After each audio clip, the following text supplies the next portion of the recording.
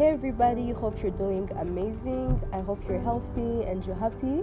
Thank you so much for keeping up with New Times platforms. Sasa, this week I'm joined by one of my favorite artists, Andy Bumuntu.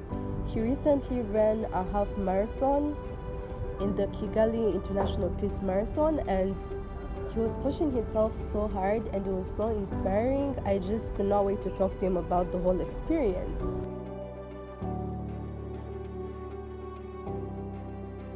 I'm great. I'm happy to be invited by you.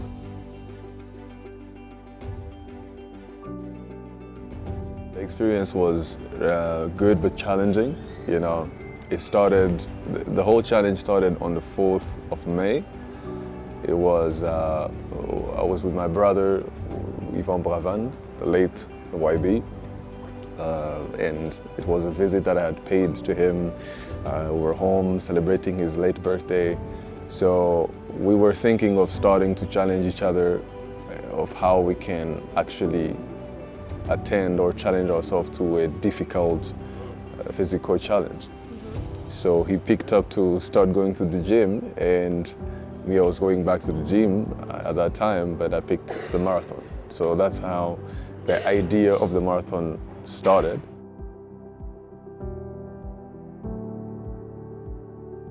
The promise we made to each other. Because I was challenging him to go back to the gym, and I told him that if he goes back, then I'm going to support him with by doing something that is also physically challenging to me.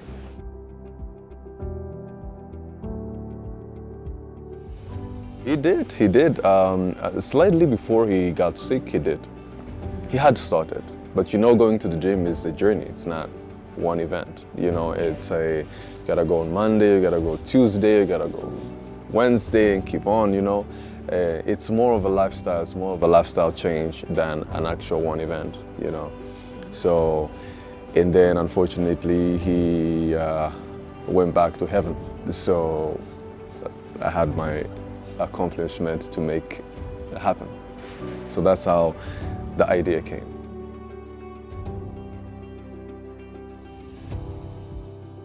I must agree that, you know, when you have promised, I'm a person who believes that people are one of the things that really should characterizes humanity is keeping promises, you know, be the promises that we keep to each other as people, as family members, as friends, as a community, but also the promise that you make to yourself. You know, if you can make a promise to yourself and then don't accomplish it, it's going to be probable that the next promise you make to yourself, your brain is going to tell you, no, you're going to lie. You know, it's not going to be true. You know, so it's important to keep promises that we make to ourselves. Also, make promises you can keep. But I believe that actually, sometimes like we are so like human beings are limitless. Sometimes you can even make a promise that you know you can't and works towards achieving it. I think it's that person who said, aim for the moon. If you miss it, you're gonna hit the star. You know, you can promise yourself to achieve a bigger thing. If you don't even get there by the possibility, then you're going to have achieved another big things. You know.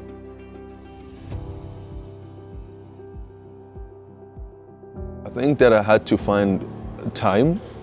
I think I had to make the time, because I didn't have the time to train for that. If you could see these professional athletes, how they train for that, it's really intense. It's really, really intense. They take months. They prepare for the marathon for months. So with my morning job, which is being a presenter in the morning, and adding on to be a full-time artist, and adding on to have my other business that I run, and then adding to practice for the marathon. Now, really, I had to make sure that I really used the 24 hours, you know, and the only time that I could get was in the night, when I could try to sleep around maybe 4 hours and a half, and sacrifice the 2 other more that I had to put on my sleep to train.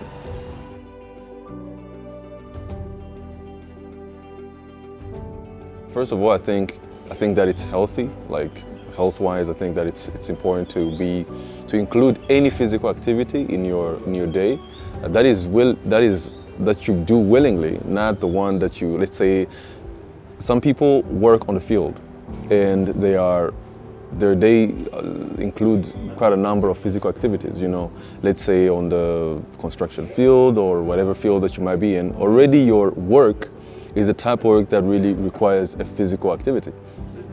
But then some other have a type of job that will require you to be in the office, you know, maybe for 8 hours or 7 hours or more, you know. And so if you don't include a daily activity that makes your heart pump right, you know, that makes you sweat a little bit, that makes you, you know, that makes you increase your cardiovascular system, then it can be a problem, especially with the type of work and lifestyle that we're living in these days. You know, if you can see the trend that is happening, the moment when you start going down the road of not doing any exercise, and you know the type of food that's around when you want to order, it's sometimes you could find unhealthy food around. So to be healthy requires to really be intentional, and either on your nutrition or anything you're putting in your body, right? So that's the first thing. And the second thing is something about the mental side, you know. Training hard or training makes you go over a challenge, you know.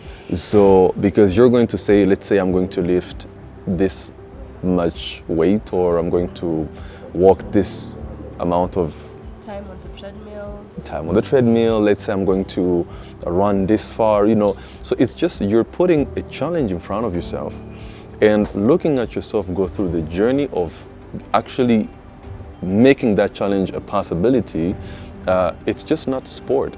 Your mind understands that I can actually go through a challenging thing and make it happen. So it means that any time that you're going to face any other problem in life, you already have a reserve strength that says, hey, you have done that thing, you can also do this thing, you know. So it's a very important part of training, either physically and mentally, to achieve goals and go through challenges.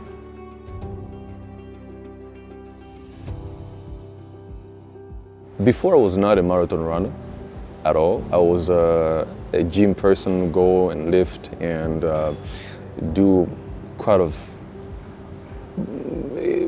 some medium cardio, right?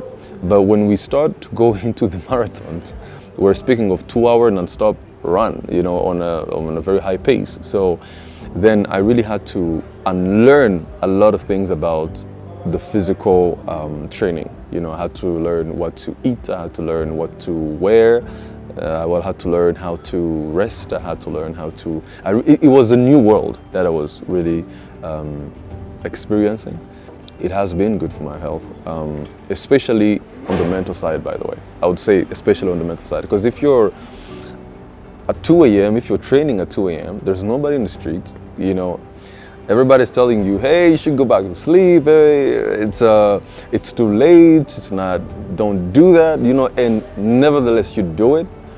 There's a part of yourself that you meet that you can never meet on any other time. There's a version of you that you face in that time, and that including facing your fears, facing your weaknesses, and challenging them to become a better person. I like to use a hashtag of be better, which I believe that everyone, however small step you can take, there's always room to be better in whatever you're doing. So what I've learned, that's from the mental side, but also from the physical side, it keeps you fit, you know, it keeps you fit, it keeps you healthy, and it keeps you great and moving. Esprit à bien.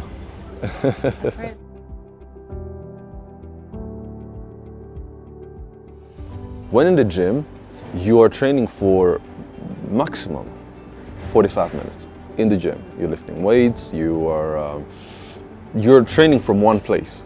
But when it comes to the marathon, I remember like week 3, when I was training for the week 4, sorry, I met a hashtag on YouTube called Train Like a Kenyan. Train Like a Kenyan is a YouTube channel that was created from a guy who came from Venezuela to train for his marathon in Kenya. So he had to meet Kipchoge, he had to meet these old guys who are famous, these guys who are breaking records. Yes. So he comes to Kenya and he creates the hashtag Train Like a Kenyan, and so he posted his videos. So me as an amateur runner, I had to like go look at it, and I'm like, I'm gonna try it. It was a disaster. It was a real disaster. An epic fail. It was an epic fail in the first days, but I think that the fact that I had to allow myself to go through the pain in the training protected me and made me break my own record in the marathon. Because there is this saying that says that the more you sweat in the training is the less you bleed in the battle. So I had to really put a lot of strength in the training, because then I had to go into a little bit of slight injuries, and after that I had to learn how to recover, and more of that, I had to learn how to actually maximize my nutrition for the rest, because if you're not resting enough, then your nutrition should be good. You know, otherwise you're going to be sleeping the whole day because it was a hard training in the previous night, you know. So I had to quite learn a lot of things, and above all, what I learned was that we just put a lot of speed governors in our life, and sometimes we just think we're doing the best, but really we're just doing like 10%. I remember the first, because they released the itinerary they were going to use for the whole marathon, so I trained for it. That was 21 kilometers that was 21 kilometers. So I trained for it, and my first run in the 21 kilometers, I did 2 hours and 32 minutes. That was in the training. And so I needed to break that record. It's my own record. I didn't really think of winning the marathon, by the way. That was another whole story. Me, I wanted to see how best can I achieve this. And my purpose was to do the half marathon in under 2 hours. So then when I did 2 hours and 32 in the first training that I did, going in the itinerary that we were going to do, I realized that I had to remove the 30 minutes. To remove 30 minutes in the run, it's quite a thing. For runners, they could understand. So the experience, which was one of the most happiest moments in that marathon, is that I did 1 hour 59. Straight, like, you know, 1 hour 59, just seconds away to be 2 hours, but I just had to give everything that I had to make it the half marathon under 2 hours. That was my record, and I think that I'm going to go back to the next one, and I want to remove, I don't know, maybe 40 minutes.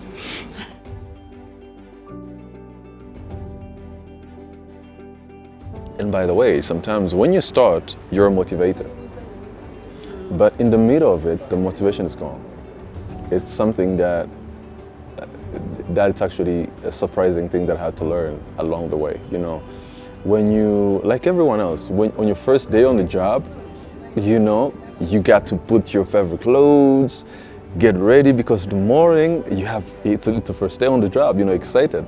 What happens after 1 week or 2 weeks or 6 months? You start feeling, oh man, you start getting late at work, those type of things, you know. Where's the motivation gone? So it was the same to me when I started. I was like, okay, maybe I can do it. There was what if I make it, you know. It sounded real and I could see it. But in the middle of training, when now every part of you is hurting and it's around 1 a.m. and everybody's telling you that scientifically you're gonna die, you know, if you keep training on that pace.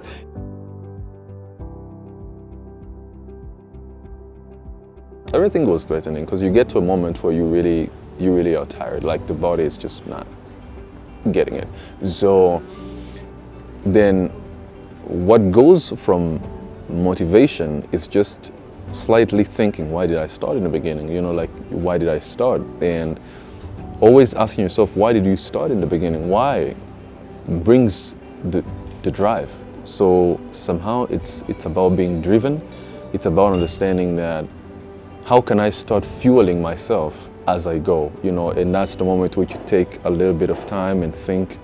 I had to go off social media for a little bit of time because to me, there are people who go to a big dream and they cut off all the information. They just want to be in the dream until it happens.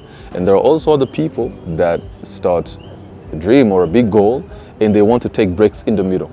I am the type of person who just stop all the sounds around me and really dive into the thing to just protect my focus. So then you get to a moment where you need to take a day or two to really remember why you started, and because now the brain knows exactly what you're going to go through. In the first training, your brain doesn't know what to face in the streets, but at this moment, And you're actually in the actual streets. you are in the actual 2 streets, a.m. and yeah, in the 2 a.m. But there comes time where the brain is like, oh my God, you cannot take us again in that whole coldness or training and all that. So when the brain starts predicting that it's going to hurt, that's when a lot of people quit, because you're like, oh no, it hurt, I'm not going to go back to the gym, or I had a bad talk with my boss, I'm not going to go back to my project, or we've had this hard conversation with my child, I don't want to see them again in the morning. You know what I mean? Like this type of things where we withdraw to our big goals when it gets hard. Yeah. But you got to go back and go back, because when you get to the end, when you finish that marathon, there's just a feeling that nothing else can give you in life, of that achieving and accomplishing and just getting over the pain to achieve what really feels and was important to you.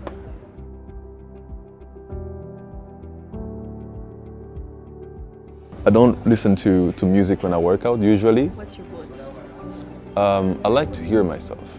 I just want to hear that weakness getting out of myself. It's just the way I like to make it. I had a friend, they had to run the marathon with me, and so they're the type of people who work out with music.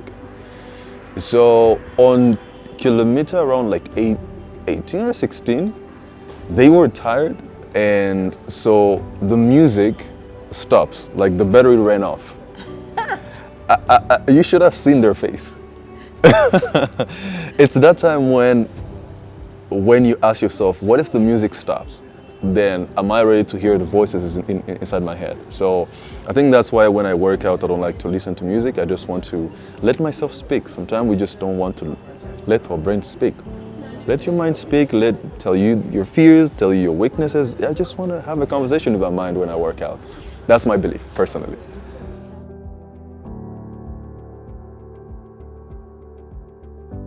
Oh, okay. So the songs are coming. I had it's been quite hectic with my life, with quite a number of projects that I'm working on, and but I have not stopped the album. 4 songs are out already, and that is. 5 actually. Is it? It's 4. It's There's Gitego, Nzagu Kumbura. There's Free. There's Deja Vu. How about the Pleasure and Pain soundtrack? Oh, indeed, the Pleasure and Pain soundtrack, but it's not in the playlist. It's just more of the soundtrack of the album, yeah, the vibe for the album. So more are coming. I think I'm going to release 4 more songs before August, actually. Before August, yeah.